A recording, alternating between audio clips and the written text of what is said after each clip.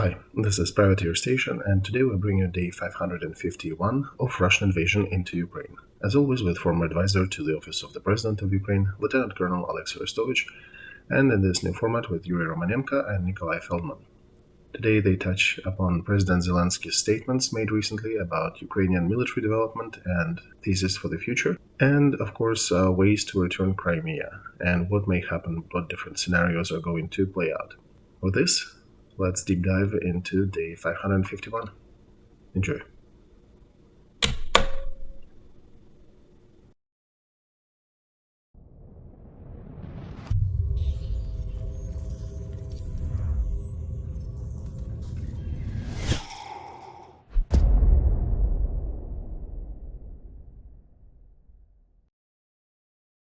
Hello everybody, this is Project Alpha, my name is Nikolai Feldman. We are doing live stream, Military Diaries with Alexei Restovich. His channel is also doubling with their live stream, and Nikolai Romanenko's channel is performing a live stream as well. Good evening everybody. Let's start with the news related to Vladimir Zelensky, President of Ukraine. He gave a big interview where he answered a lot of questions, including the ones related to the current war. Specifically, he did say that Ukraine is going to prioritize the direction of military technology in its industrial development. How do you gauge that, Alexei? As remote goals, I agree. As short-term goals, I probably do not see that happening. We need to understand this is not the next year or half a year. These are systemic things that will take tens of billions of dollars in investments, difficult and long work in a military-industrial complex. So this is more of a further horizons, I think. Yuri Romanenko was following the thesis in more detail, and he actually was doing a long stream on his channel to analyze what was being said. I think the key thing that was voiced there in relation to our topic here is that war will be ongoing. He actually did make a statement that we are at the beginning of a long way, a long journey. And one of the most important things that I think sounded was the occupation of Crimea. When he said that we will get to the administrative border of Crimean region, and then that Crimea will basically engage in a diplomatic process. He did not exactly say that, Nikolai. He said, Yuri, he said that we will use political diplomatic process as well. Right, so I think this relation is connected to the statements and position of Western allies of Ukraine that are very concerned with Russian behavior, of what will happen if Ukraine deoccupies Crimea back.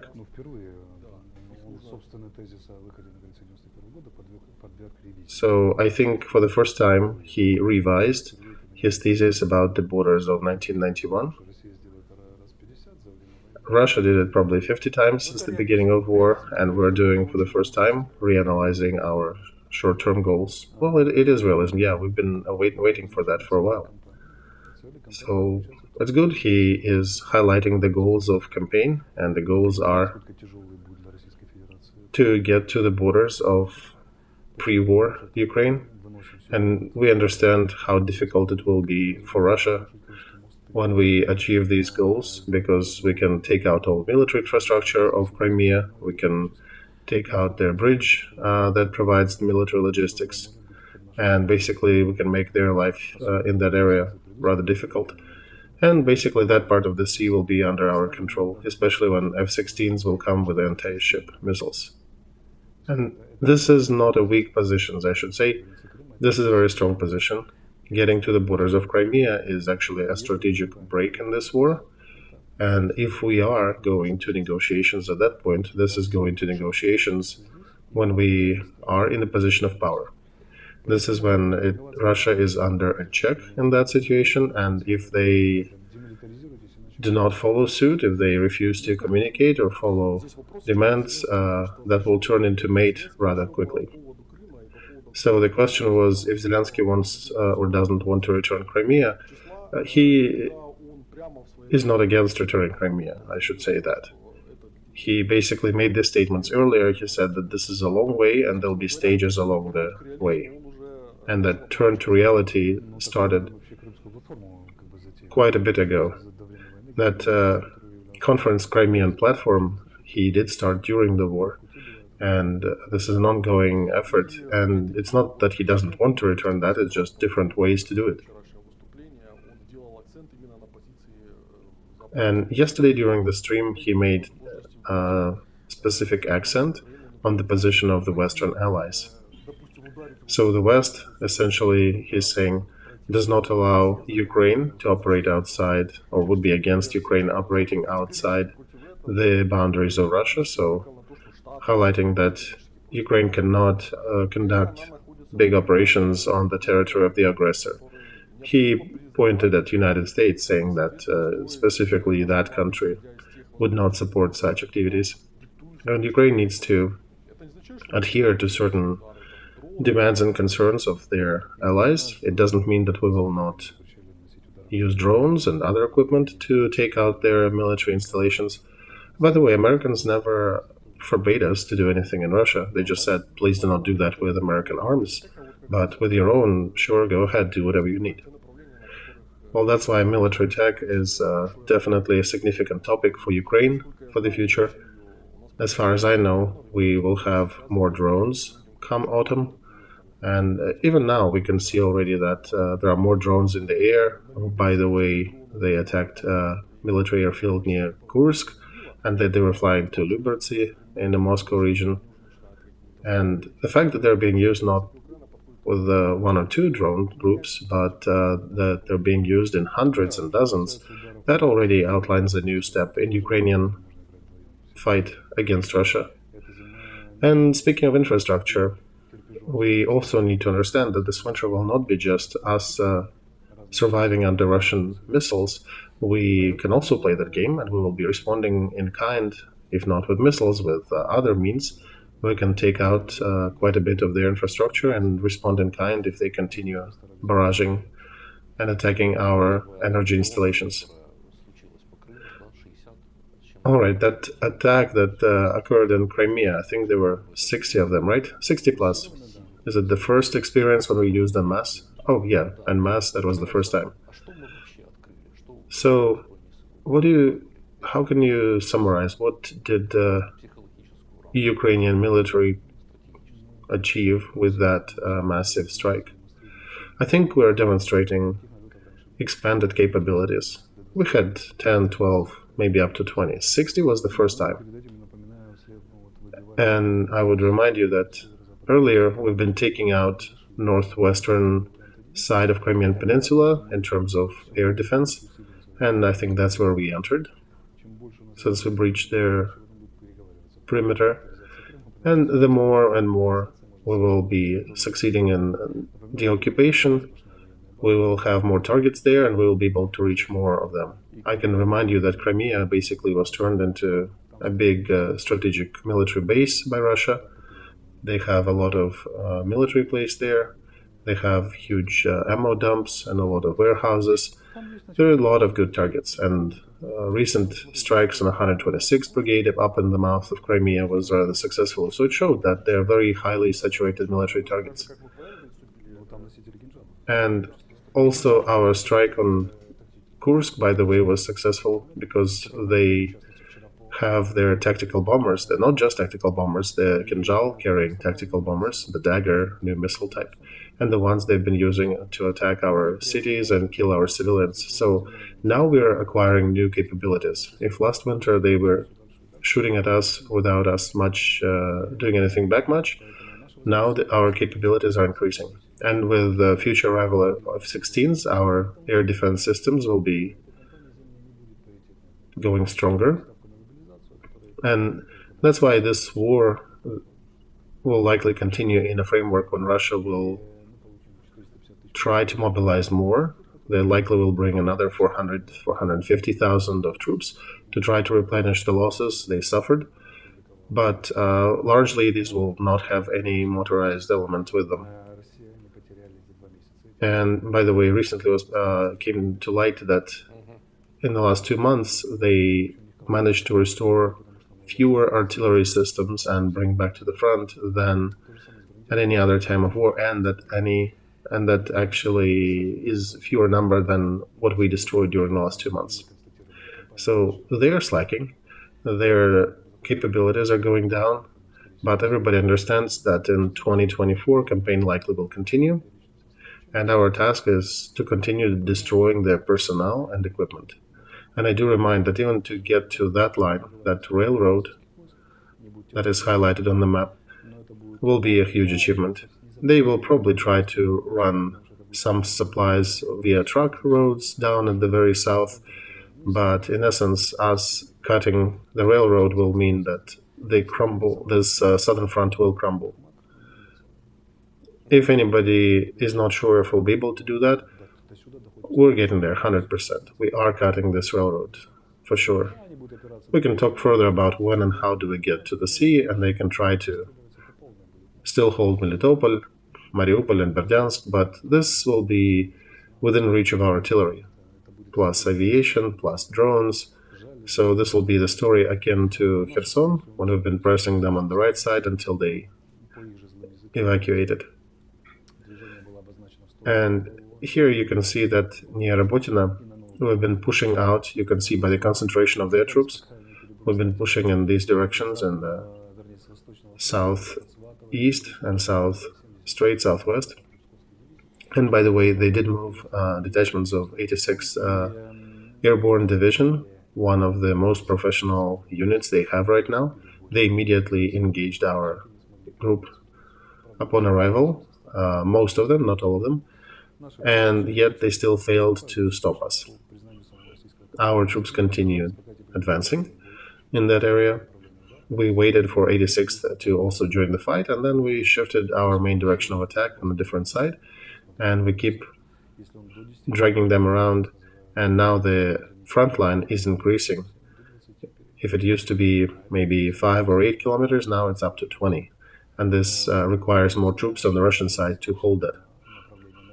And I think it's the first time when they actually are bringing notable detachments from the east to the south.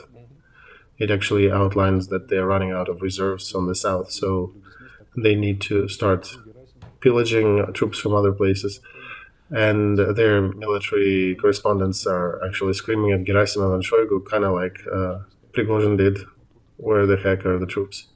And we continue harassing them near in Kherson region, on the left bank of Dnieper. And also here in Velika Novosilovka, this is a defense fortification Pyutna with warehouses. Volodina and Lyubimovka, this is where their main warehouses are. This is where main military targets for us to take out their logistics. That direction is under a lot of duress, Novodonetsk, Staromilovka, and we keep increasing our tempo there. I think if the third direction will crop up, they will start crumbling. They see the concentrations? 1, 2. They're like flies. They fly to the plate with honey, and they make a very big mistake because that's where flies get stuck. And if we will be able to add a third active direction, which I think we can do, they will have a lot of grief on the southern front. There is a lot of fighting near Avdiivka, to the north, to the south, no successes on their side. Near Klishevka, to the north of Bakhmut, the whole line is pretty hot. Of course, they continue undertaking efforts here in the northeast. And as we go along the map, of course, in Svatova and Kupiansk direction, they try to move wherever you see the arrows, but without much success, despite of their efforts. Today they hit Kiev with missiles. They're also targeting cities in the southern part of Ukraine. There are some victims, there are some dead people. In Poltava region, they destroyed some oil factory and They announced they destroyed some Air Force warehouse, but it was a civilian installation. And our task remains the same. This is the main goal right now. See that railroad? This will mean the change of strategic situation on the front. If we go to the question of mobilization, that is actively posed in Russia, Mirror of the Week did publish there that mobilization will likely engage even Russians abroad, and they will try to bring them back. They have some elections on the 10th of September in Russia, and after that they will announce a new wave of mobilization before the end of September. Very likely it will be voted uniformly in by their Congress, and negative reaction of population will be discarded. And what is being expected is that by the end of September, most of Russian citizens will be back from their vacations. And of course, what signal does it produce to Russian citizens who are resting overseas and in other parts abroad? Well, they are rather passive, Nikolai, in a bad sense of this word. They will likely, some of them will be smart and will not come back, but most will come back and will be mobilized. They're now implementing laws that basically will forbade you from doing any civilian activity if you are fleeing, if you're evading mobilization, so they will come. And the only limiting factor would be the thing that their training centers can take 90 to maybe 100,000 at a time, including training centers in Belarus. And how long is it training? About 3 months minimum. And it'll take 3 months to train about 100,000. So if they start in September, it'll be middle of December, the first 100,000 somewhat trained. And the first 100,000 will not even be enough to replenish the losses. They could do the same way they did last year.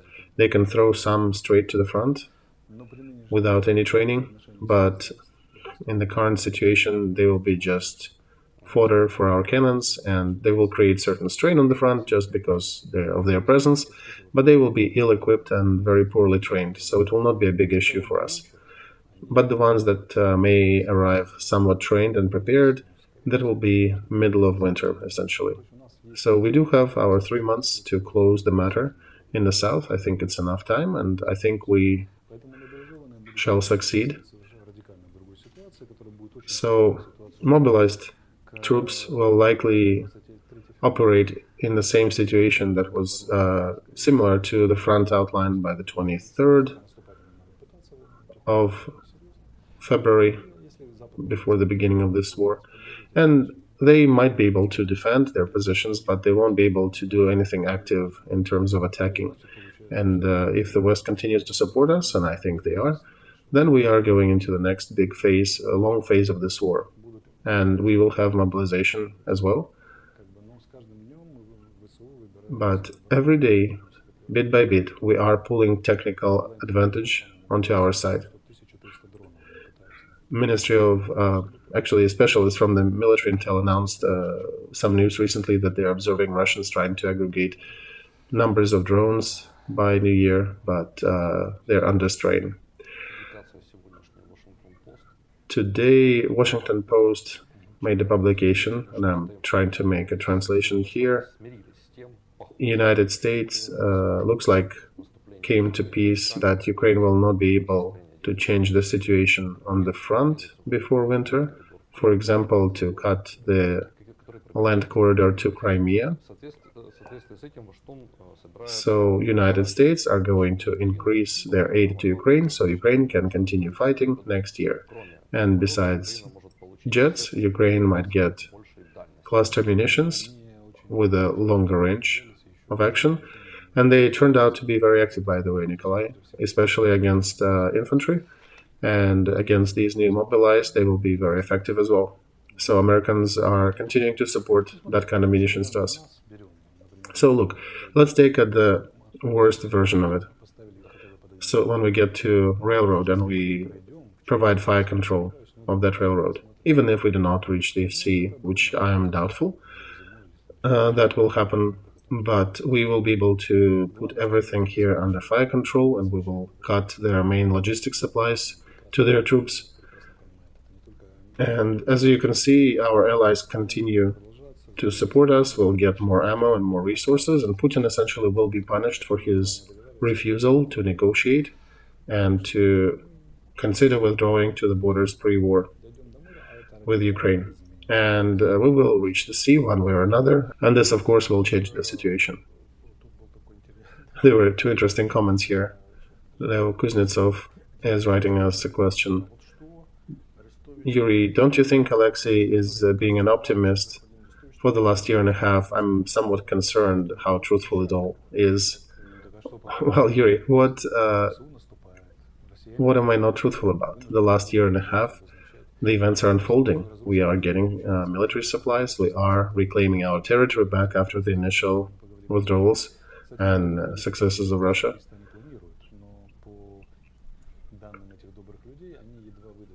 And their intensity in Russia of new attacks is going to be weaker. So our capability are growing, their capabilities are dwindling.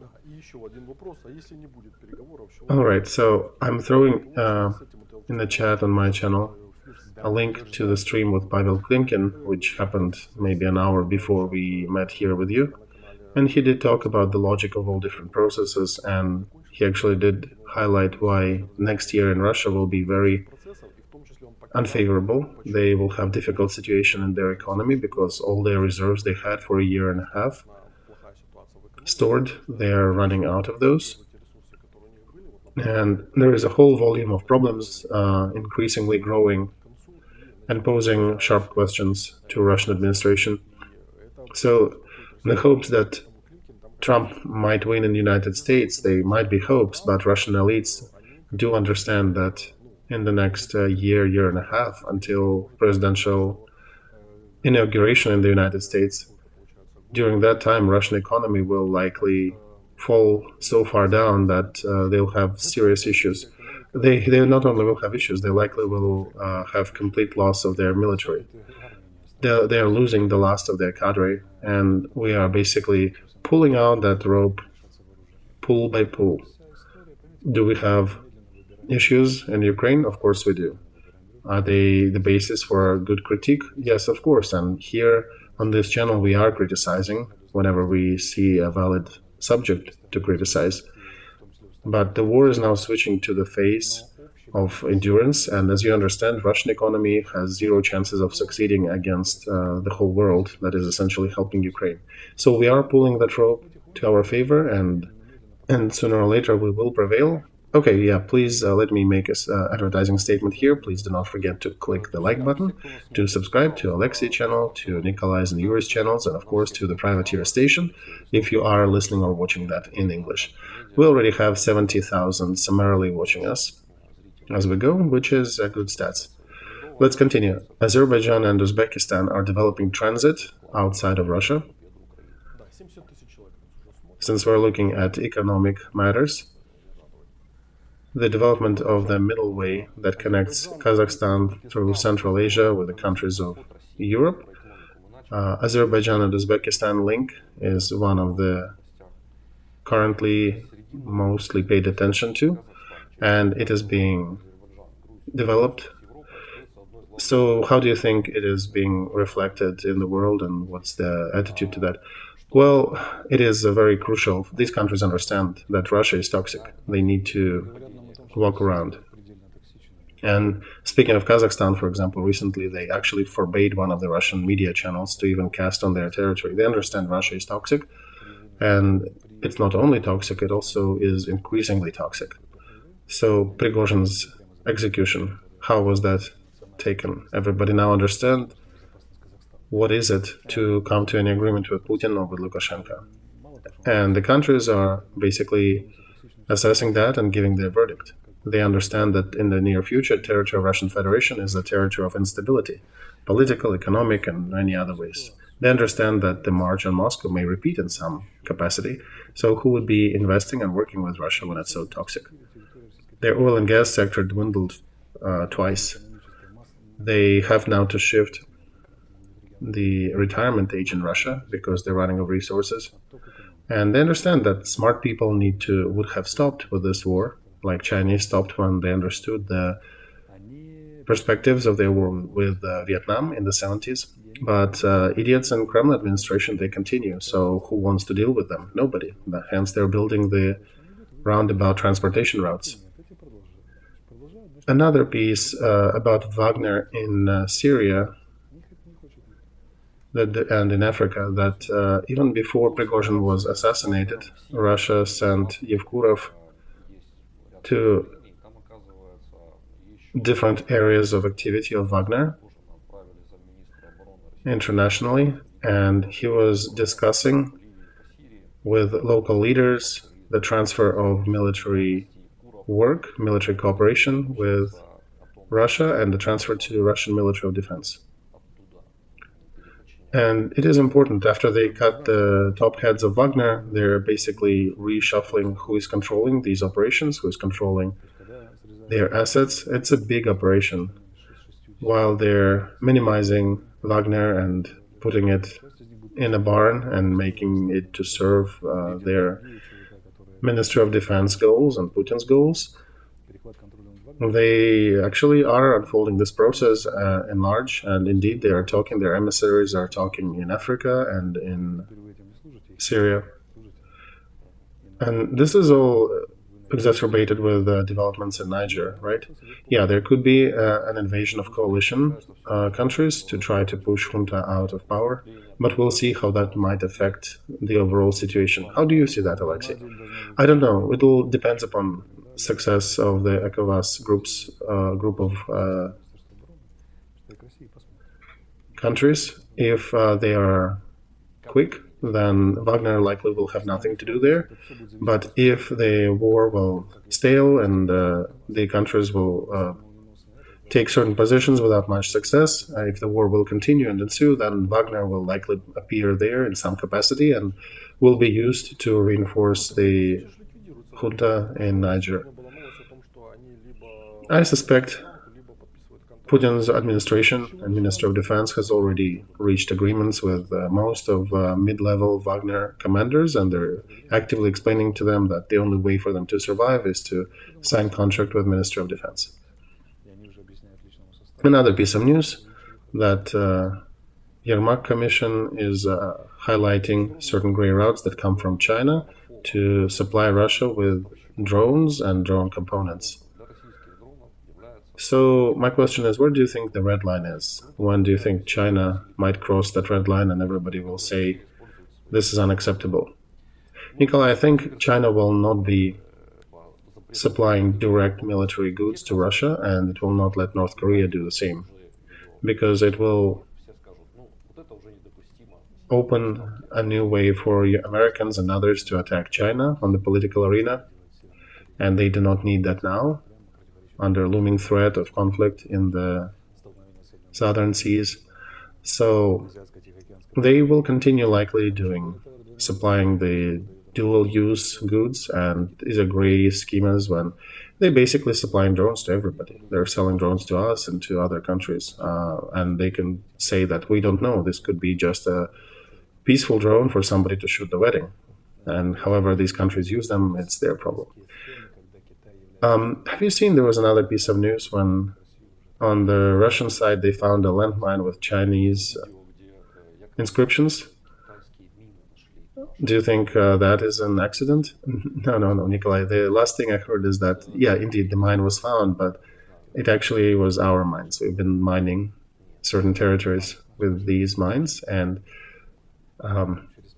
basically we acquired them from some countries that China was selling landmines to, for example, from African countries. I'm not going to point a finger at exact ones, but we managed to acquire some orders of those, and we're using them on the front. So these Chinese mines are our mines. Okay. There is some supply, some small nomenclature, some dual-use elements, some repair components, but direct military supply, I would say, is not going to happen, because China doesn't want to face a crisis of a higher caliber that cannot be justified with them supporting Russia militarily. Another question about Belarus. Their military exercises were extended till the beginning of September. They have ongoing military exercises. And they have the West 2023, the training exercise for military, and the Rock 23 for the rescue teams. And there is a risk that they will have a chance to use this training exercise to create disturbance on the border with Poland. And Poland already turned today to Belarus, demanding of Lukashenko to remove Wagner from the border regions.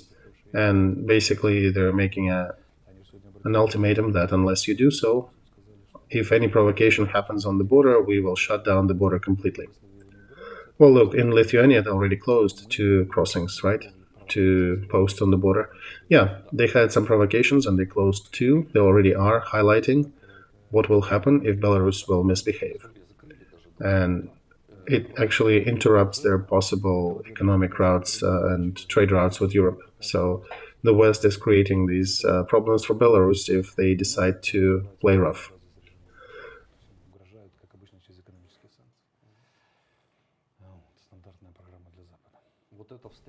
And by the way, these military exercises, West 23, that were going to be conducted in Belarus, those people, and it's the joint training of Russia and Belarus, they happen once every 2 years. I'm getting a note here that there is information that these trainings were cancelled, so likely Russian troops who are going to participate in them will be detoured, will be rerouted down to the south of the front, and they're running out of troops there, so likely the participants will find themselves near Robotino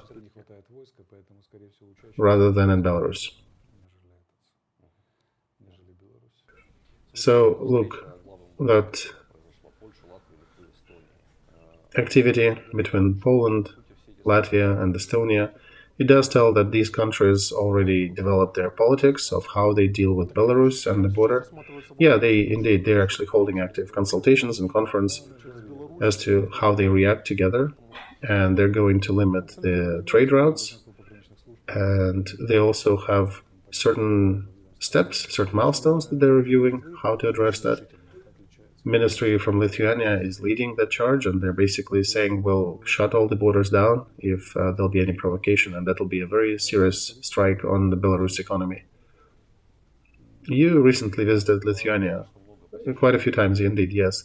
You talked with different people, yeah, Ministry of Defense, Vice President of their parliament, with many people. How, in general, do they gauge the threat from Belarus?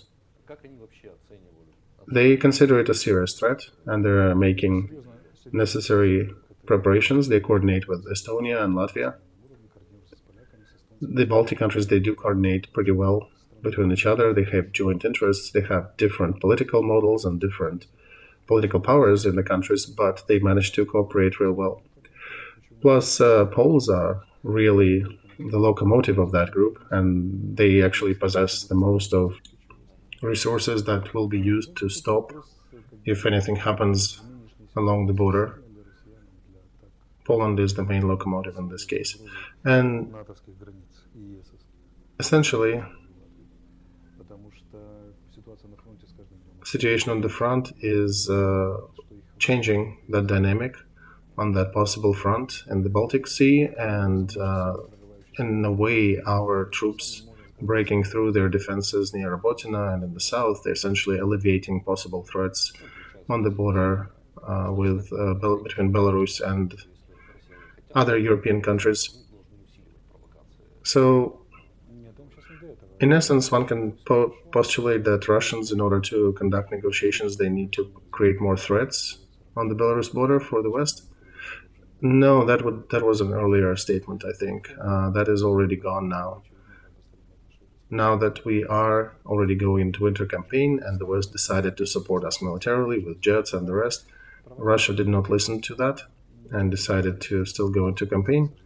So provocations on the borders with NATO will really not give much to Russia, because NATO will just react in kind militarily.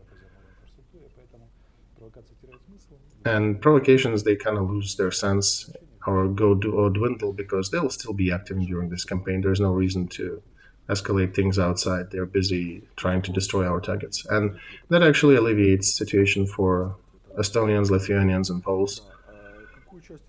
So, another question from our viewers: what part of our territory after this war, as a result of it, we are returning to ourselves, regardless politically or militarily? So, our president, I think, outlined yesterday our goals.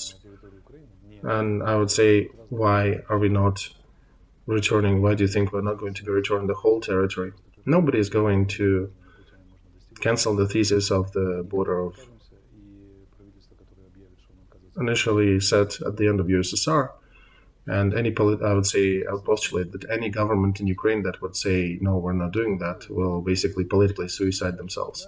But there are different goals, different means to do that. Our nearest target is to take the southern piece out of the front. We need to cross that railroad that goes from Melitopol to Volnovakha. This is the second route besides Crimean routes, the second route to supply all the logistics to Russian southern troops. If we break that, they essentially will have to withdraw from that territory. They will not be able to support that. Whenever we get to the border with Crimea, this will mean a very significant weakening of their position, and this will make the situation essentially similar to the 23rd of February last year when they started the war. They have a little bit of territories they got in Lugansk, but those are minor.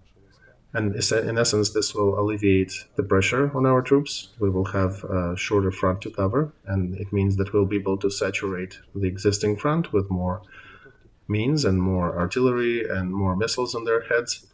And this will be a big break in this war that will change the situation in our favor, regardless of how many they conscribe and mobilize later. And I do not see any way for them to stop the development of these events. Sooner or later, we will be here. We will be on the seas. Even if, at the worst scenario, we'll get only half through the territory by winter, and I'll see how much can they hold the empty steppes against artillery, F-16s, and missiles and other UAVs and systems that we can use on them. Okay, so another topic we wanted to touch was debates from on the Republican side in the United States, and one of them was who was announced the leader of that debate was actually against continuing any support to Ukraine. And by the way, Nikolai, no, he was bright during the debate, but he was attacked by his own Republican Party after that debate that this is a wrong position. The problem is that he is basically following Trump's suit, and he's standing on that same positions. There are only two candidates who are blatantly talking about complementary relations with Putin and stopping power, but the main core of Republicans still detest that, still want to support Ukraine and do not want to ally with Putin. So I think Ramaswamy is very similar position to what Zhirinovsky was for Putin. He's a small figure that needs to run interference and throw new topics into the media discussion. But since Trump sometimes doesn't do that. But we need to highlight that this is a fringe position. This is not the position of the majority of Republican Party, and majority is still for supporting Ukraine and against allying with Putin. It will not be easy, but I don't think this is a major threat. But we'll have to fight for the public opinion in the United States, yes. Okay, so more questions here about Klimkin. I'll post a link to that stream again. He did talk about many of these questions that we are bringing up now. Minister of Trade of United States visited China and became the third high-ranking official visiting China in attempt to normalize their relations. Before that, there was Blinken and Yellen who visited. Before the visit of the Minister of Trade, United States removed restrictions from 27 Chinese companies. Well, yeah, China is on the brink of economic crisis, and United States are balancing that situation. They're doing different visits, and of course, visits of secretaries of state, they become precursors to more functional meetings like Minister of Trade, who can discuss certain tactical solutions. BRICS summit, do you think we can touch upon this as well? Well, yeah, new candidates: Iran, Argentina, Saudi Arabia, who else was there? UAE. Today there was a statement made by Bosnia and Herzegovina that since they're not being accepted into European Union, they are thinking about joining BRICS. So BRICS essentially is made as a scarecrow for those who have issues with the West. So they're not building for anything good. They're just friends against the West. It reminds of the Eastern Bloc that was basically functioning just as a counterweight to the West. So it's a mix of motion of non-joining the West with anti-West bloc. So there's a very convenient tool as a scarecrow that you can use when you cannot agree to certain things and negotiate with certain elements in the West. You just can start threatening that you can join BRICS, and then maybe they'll come and talk to you. But I need to remind that G7 is 74% of world economy. BRICS has 25 because of China mostly. And that's what they're talking about now, that they're trying to lower customs fees, restructure how they pay each other in terms of trade relations, what trade routes are established. The countries, other members of BRICS, understand also that China is in a weakening position now, so they are looking at chances to get some wins economically. And other countries like Argentina, they're more concerned about if they'll be pillaged or abused by BRICS. But in essence, one needs to understand that a majority of population in these countries are living in rather poor conditions. So this is a group of poor against the rich countries. And these are the moods that they're peddling there. The old colonies against the old colonial masters. But this is a factor. How far and how much will they be able to affect the world? They bring back the polarity, and it's not the polarity in terms of countries like United States and China, but they bring it in terms of big political groups. And they're creating a second alternative market that might affect their economy, and they try to play it by different rules, not like the West is playing that. And they're maybe trying to increase the influence of Chinese currency to preclude the development and increase of influence of dollar in their countries. So, yeah, that's a growing factor. These countries finally aggregated, and we probably should be asking questions, where is the place of Ukraine? Because there are many countries in BRICS whom we do deal with, very specific relations, including, for example, Saudi Arabia, and we'll have to build a very smart diplomatic strategy to not be just the blind follower of the West, because we do have relations with a bunch of these countries as well. So we need to walk a very delicate line here. And even Brazil is there too, right? Brazil president came trying to pacify us with Russia, but presidents change, right? So there'll be other changes there. And I came today to one of the squares in Kiev, and there are portraits there of defenders of Mariupol and other cities in Ukraine. And there was a petition initiated by relatives who asked for our government to make May 20th a day of memory of defenders of Mariupol. And I want to appeal to all of you viewers to support that initiative, because if not for defenders of Mariupol, we would have much more difficult strategic situation on the front. The fact that they were holding Russian troops and aggregating so many of them on their own heads and shoulders, they saved Ukraine. They saved Ukraine in the south. And those faces whom you can see on that square in Kiev, they gave their lives for the fact that we are here today, to make sure that we live. So please support that petition. I think that's a great initiative. And this is also a reminder that a lot of defenders of Mariupol are still in jail in Russia.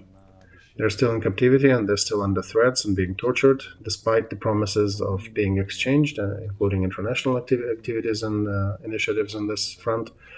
I think dedicating a day in a calendar to memory of Mariupol defenders is important. I think it should become a federal holiday. I am posting a link to that petition in my chat. Okay, yeah, it posted. Actually, no, I posted to the chat of your channel, Alexei, and in yours. There was a question here about Roman Pope in regards to Russian imperial moods. Roman Pope is from Argentina, and they have very specific Marxism. Despite him being a Jesuit, he, I think, is very polluted with these ideas.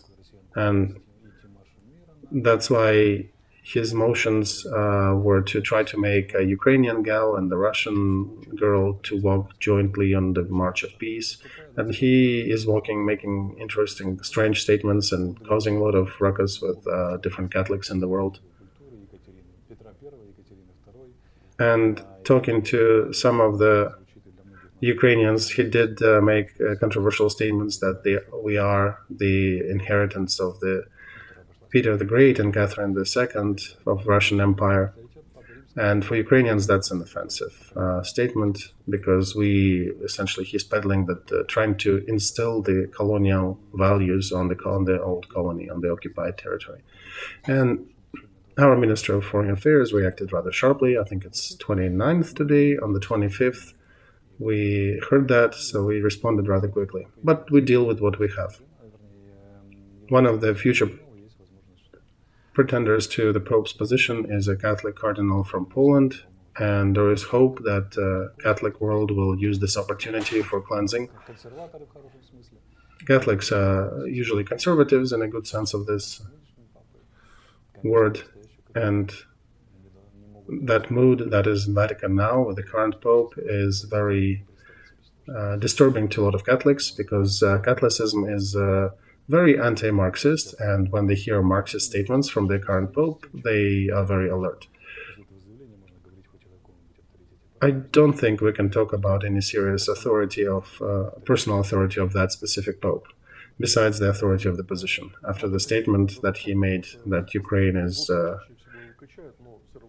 inheritant of Russian czars.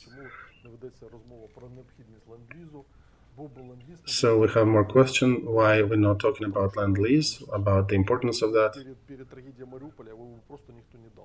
Yeah, lend-lease, it would be difficult for us to acquire, because lend-lease could only appear after the war was started. So when the lend-lease law was signed in power in May, the war was already raging for 3 months. And one needs to remember, lend-lease is not a tool, this is additional tool. That's not the only tool, that's an additional tool in the bag of the President of the United States. And we should not be the ones asked this question, because this question should be asked directly of President of the United States. And frankly, they are looking for different ways to supply equipment. You were given a legend about lend-lease, it was pumped enough.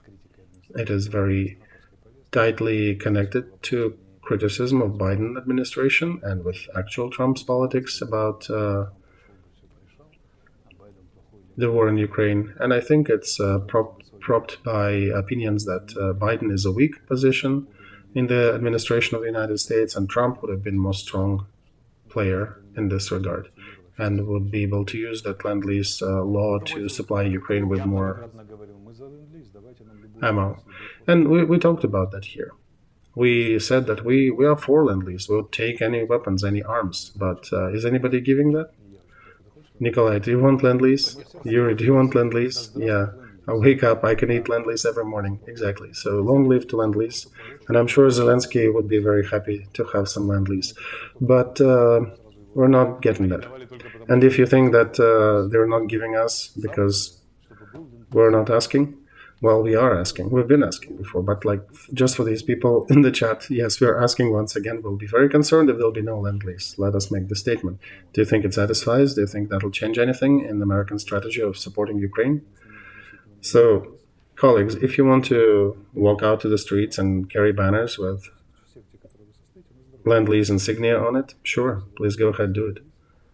We have our position, and we always were for that support, but we watch with considering eyes, and we understand the complexity of this world, and we are not zealots. We understand we can scream about it for as long as our throats allow. But yeah, Alexei, politics is the art of possible, and this current situation is really in the hands of Biden, who makes decision, use it or not use that lend-lease law. And by the way, the time is running out for that, so it'll be up to Biden to consider using that route or not. And it's not us making these decisions, it's United States administration. And by the way, I have to say here, there'll be a link under that stream in my channel. There is a English translation happening after each of the streams, so you can share links to that channel. That is a privateer station channel that is posting translation links to all of the streams that we're doing here. So do not forget to share that with your friends, all those people who need to understand the situation deeper. There was another good question here in the chat.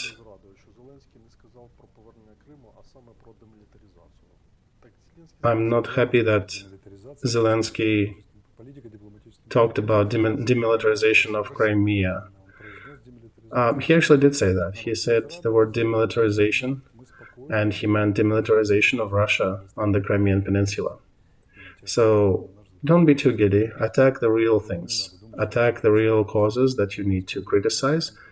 Do not jump for joy for other things, and when you hear the word demilitarization, do not switch it and do not say that he didn't say that. He did. He did. We are trying to bring you all to reality. Only working with reality gives you real power and real inspiration. Illusions never lead to any good. If he said demilitarization of Crimea, of Russian-occupied Crimea right now, that means that we will be demilitarizing that. And the last piece of news for today, I left it for the very end, because it's about that so-called Great Russia that is following traditions of Catherine and Peter. In the administration of President of Russian Federation, they are selecting opponents for Putin, or deciding whom to select, whom to allow to run against Putin. And now they're putting limits to the age of those who will be opposing Putin during the conversations, and their main limit that they're imposing is they have to be not younger than 50 years old to make sure that Putin doesn't look too old on their backdrop. So one of the main possible candidates to do the debates with Putin would be Zyuganov, an old leader of Russian Communist Party. That reminds me, Nikolai, there are two ways to approach conversations and polemics with your opponent. One thing is to try to present him very nervous, very incongruous, and very weak. And the other way to do debates is when you help the opponent to become stronger than he actually is, when you help your opponent to present himself stronger than he is. And those channels are more interesting to watch. That's why, by the way, I remind you that our Alpha and Omega channel, we do bring different ideological opponents here too. And we do not try to trample on them. We try to give them a platform so they can say, and we are appealing to those who want to discuss with us these topics, try to destroy us in a direct stream. We'll try to present you proper, and then we'll have to hold that plank and that rank with everybody. We're not afraid. So, right, Poroshenko, Pritula, come here to the stream, let's debate. But for these guys in Kremlin, they need They need absolutely demoralizing Grandpa Zyuganov to talk to Putin, because on Zyuganov's background, Russians will vote even for the painted Pole not to vote for Zyuganov. But the question is, whom do you vote for? What will it change? Right, they had a slogan, vote or you will lose. I think that vote was back in the 90s when Zyuganov was still running. Yeah, I think this one can be called Battle of the Mummies. And I think Putin is disqualifying Russia from everything he can with his current management. Yeah, for Russia, really, it's the choice between life and death. In reality, this war, Russia versus Ukraine, is a war between life and death. Because Russia is headed by pretty much undead people who are devouring human lives, who succeed when more lives are lost, whose whole system is built on killing people. And we are pro-life. And life is different. Life can be with mistakes, with certain extremes and things happening, but we are definitely pro-life. Glory to Ukraine, to Kiev and Rus, to Novorossiya. Thank you, colleagues. Thank you, Alexey Arestovich. Thank you, Yuri Romanenko. Please subscribe to Alexey Arestovich channel, to Yuri's channel, and to Alpha Media. And of course, if you are listening or watching that in English, do not forget to subscribe to Privateer Station. That does help us to send the message further and wider. Thank you, and we'll see you on Wednesday.